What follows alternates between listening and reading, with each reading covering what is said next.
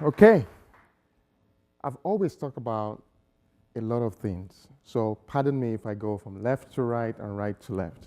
But for tonight, the question that actually I want to pose is really about organizations. I've always thought about why is it that we place so much premium on organizations? Why is it that we always talk about Apple, Facebook, Airbnb, IBM, Salom?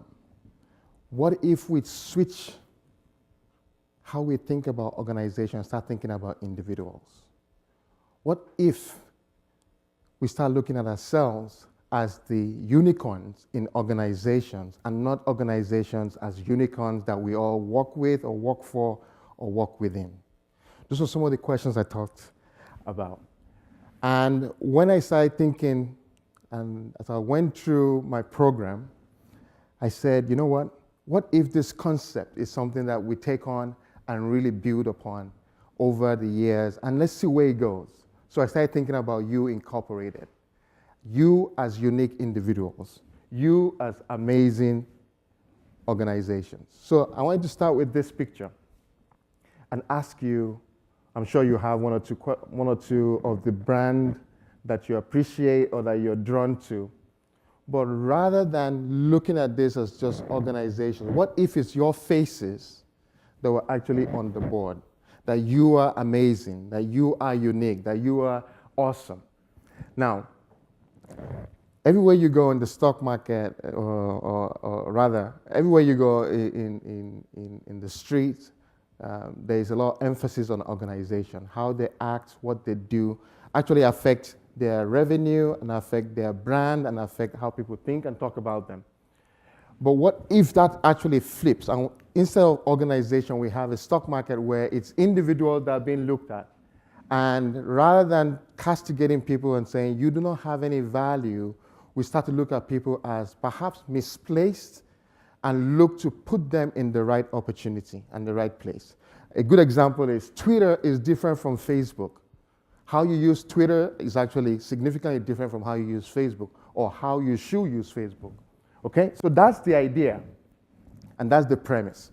I love quotes, so I'm going to start with a few quotes just to get us actually comfortable. Now, Maya Angelou said something, and I love this particular quote. Said, I believe that every person is born with talent. Everyone has got something. I've worked for good bosses, and I've worked for bad bosses. The bad ones were the ones who did not recognize the talent in me, and the good ones were those who recognized the talent and the uniqueness in me. That's how I look at it. But that's part of the lessons and the journey that I'm on. So this is a premise I want you to think about, that each one of you is actually born with a uniqueness and with a talent, and that you are special, literally special. Okay.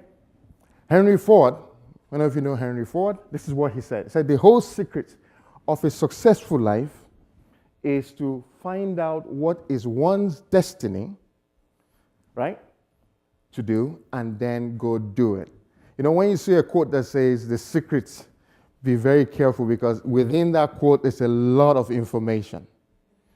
Now, it sounds so easy, and I'm sure he figured this out maybe towards the end of his life, that the secret really is in doing what you were born to do. Okay. I'm going to share a story, okay, about myself. But I'm going to use this premise, this template, that life is in stages. That you as an organization that will be unique and that will be amazing will actually be filled with stages. You go from discovery to development to delivery. You go from discovering who you are. And so discovery really is about who and what, how and where you are. Then you go to development. That's really about understanding who you are, improving upon who you are. Now, you will have people that will help you on the way, and you have people who will call you out, some of them with malicious intent. But when you understand that this entire life that we're in is actually a journey, you begin to embrace the lessons and you become better for it. Last but not least is delivery. This is you actually delivering and revealing to the world who you are. To help us tell this story, I'll tell you about myself. I know my name doesn't help, but actually I was born in Madison, Wisconsin. I was actually, honestly, I was. And you would think that being born in Madison, Wisconsin, I would have a cheesehead type of name. No, my full name actually is Omofolari. It's one of those tongue twisting, when you fill up an application, all the letters are taken. And Flo really isn't my name. I know it's it's more feminine than masculine, but you got to work with me here. Omofolari is a mouthful. Anyhow, I was born in Madison, Wisconsin. At the age of 4, at the completion of my parents' postgraduate program, I was taken back to Nigeria, West Africa. When I got to Nigeria, I did not remember anything about America. My accent changed. That's why I speak the way I speak. This is Southside Madison, by the way.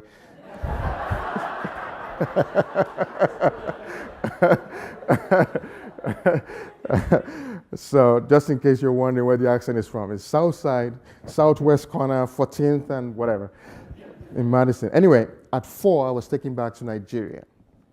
Went through kindergarten, went through elementary, went through high school, and went through college.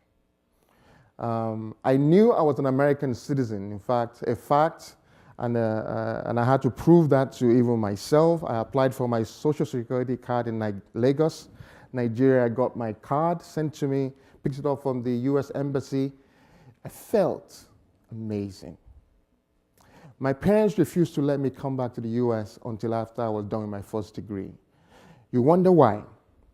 Well, my father was here in the 60s. It was tough. I would dare say he's only been back once since he left in the early 70s. So you can imagine his experience. But that aside, he refused to let me come. So even though I had my passport, even though I had my Social Security card, every time there was a holiday from school, I would go to the US Embassy, because of course they would let you come in as an American citizen. I would sit in the library and just browse books. For me, I was in America. Fast forward to graduating from college in 1995. So that dates me a little bit, but that's okay. I don't look my age, and that's fine. You've ever had black don't crack? I'm an example of that. Anyway, in 1995, I finally fulfilled all the requirements that my parents had given me. I graduated from architecture, and I said, I'm leaving for America. The contact that we had was in California. If I'd gone that way, I would never have met you. So thank God he didn't pick up his phone. Before he left Lagos, when he came to visit, he said, give me his number. I'll pick up when you call. I called like 4 weeks nonstop. He didn't pick up once. Forget him. My parents, so as a result, I couldn't get to the US. I could only buy my ticket. I was given a certain amount of money. I could only get to the UK, to London. I have family and friends in the UK, so I was able to get there. That's as much as I could get to leave Lagos. I was the first of 3 kids, so I couldn't take all my parents' savings and spend it on myself. So I said, I'm grown. When I get to London, I will hustle, and hustle I did. I sold you call it those specialty cards in grocery stores. At the time, 96, 95, it was just coming out, and I was at Sainsbury. I used to wear black pants, white shirt, and a tie. I only had one white shirt. Every night, I'll wash that white shirt. And we'll be outside the door in Sainsbury in London, and we'll be selling specialty cards, accent or none. It was free anyway, so it wasn't like credit card. So people just, out of maybe mercy, because of our desperation, myself and my friend, they would take those cards. Eventually, I was able to put together enough money, and I flew over to the US. Finally landed at home. I didn't go straight to Madison. I was on my way there. I went to this town called Normal. Now, I share all this story because I want to tell you something about who I am. I've been in the US now for about 20-something years. And if you add the 4 that I had before, actually I've been in the US longer than I've been in Lagos. But if you were to talk to me or assume or interact with me, you would think I've been in Lagos longer than the US, right? And the reason why I bring that up is because there's some assumptions that come into our life when we think and deal with people.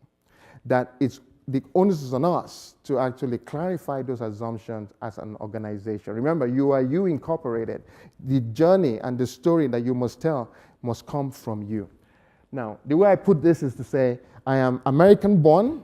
I was British raised because all our curricula, all our education is actually based after the British system in Lagos, in Africa. And then I was Nigerian raised. So I am actually a hybrid. Americans don't think I'm 100% American. And Nigerians don't think I'm 100% Nigerian. And that's correct, because I am both. I am bicultural.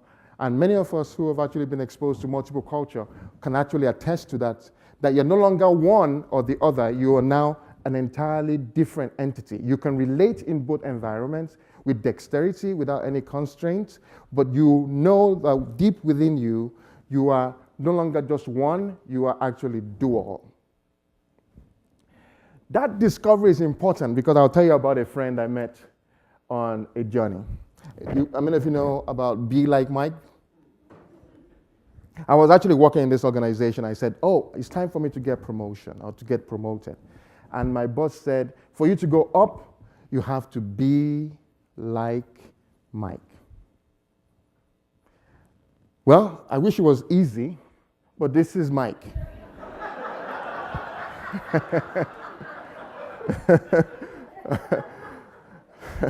Sounds funny now. It wasn't funny then. It does. That's Mike. Now, look at me and look at Mike. I could never be like Mike. I don't think it was a physical thing.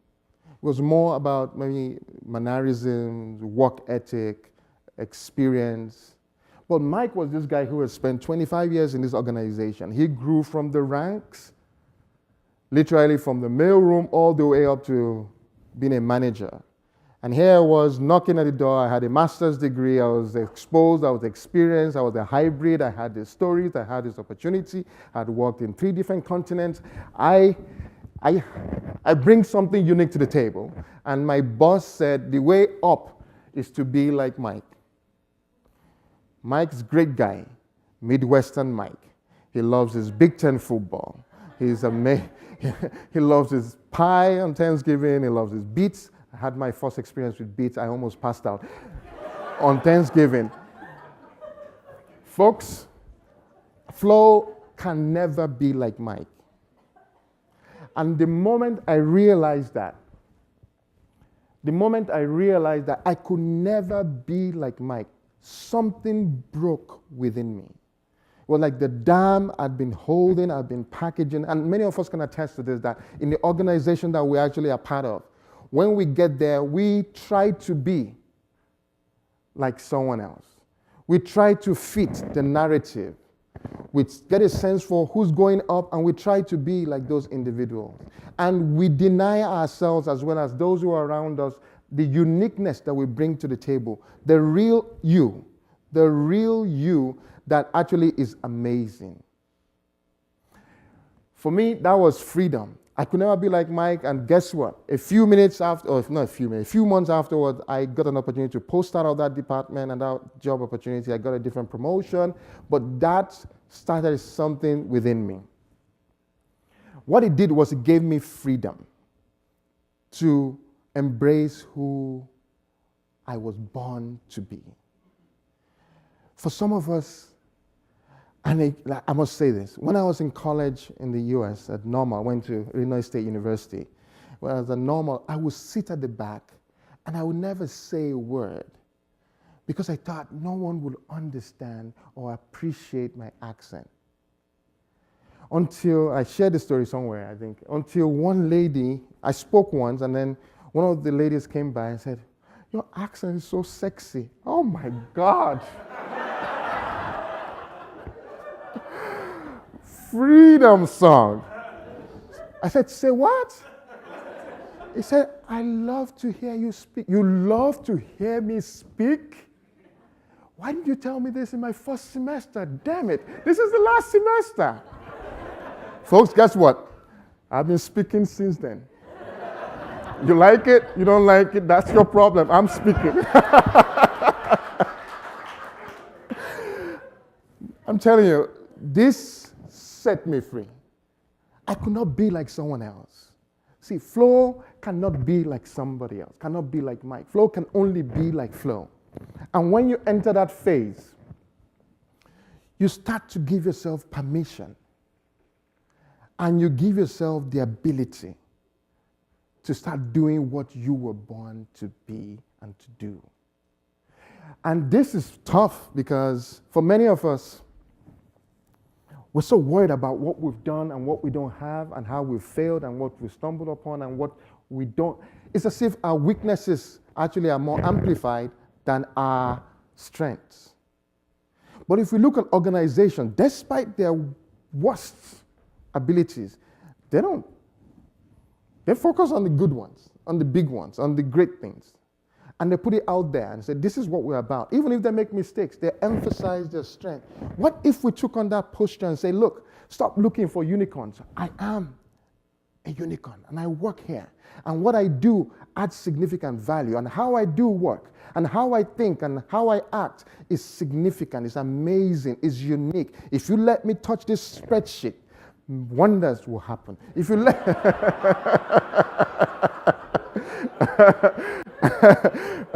or if you let me touch this PowerPoint, whatever it is that you touch, something unique will happen. I kid you not. I'm sure if everybody were given the same PowerPoint slide, each one of us would treat this PowerPoint differently. That is that uniqueness. That is what makes you unique. And all we must do is, first and foremost, give ourselves that permission to say, you know what, Flo, it's okay to be you. The uniqueness, I have 2 other brothers and I have 3 sons, so I'm reproducing exactly what my parents went through. And I can tell you right now, every time I email and I send them a WhatsApp message, I actually apologize for actually making life terrible for them in hope that my kids will not repeat what I did to them.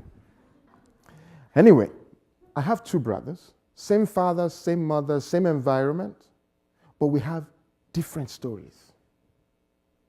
I'm sure you have siblings, for those of you that do have siblings. Each one of you have your uniqueness and your differences. You're not the same like any other person.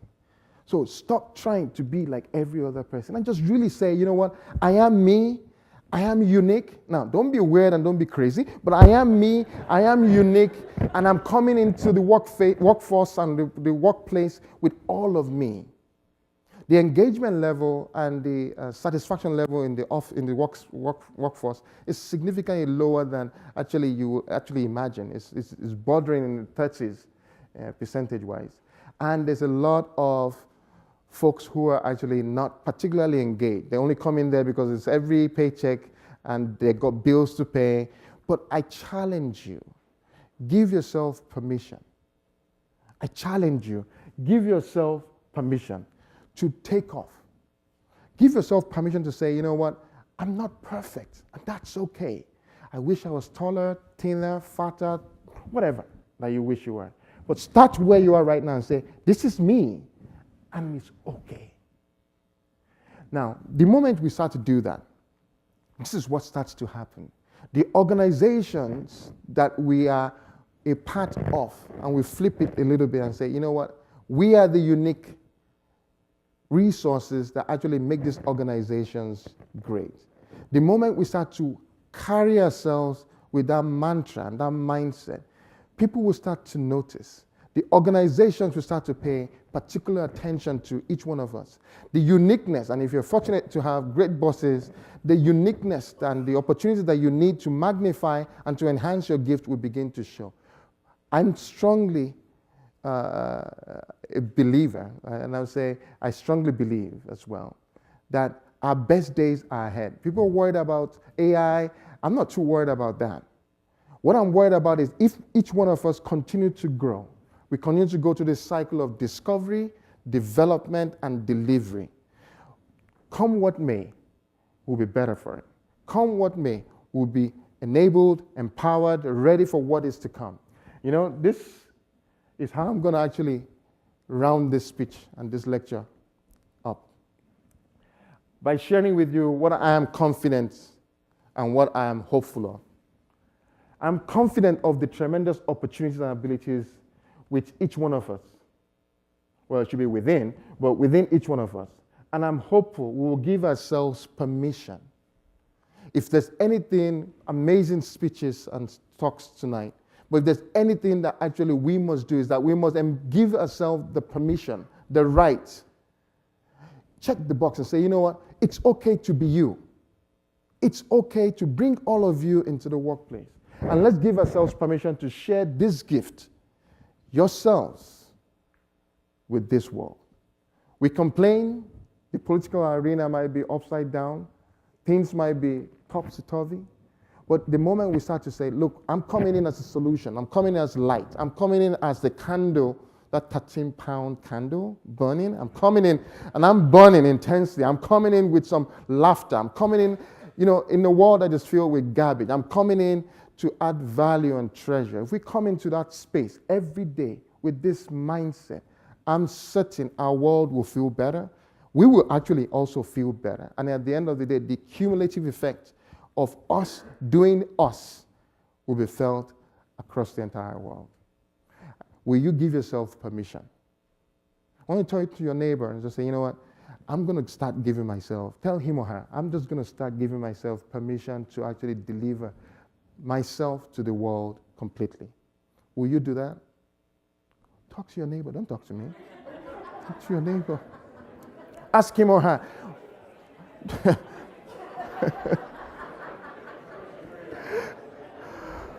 Well, I hope the answer is yes. If it is, then let it start to show from tomorrow. Thank you very much.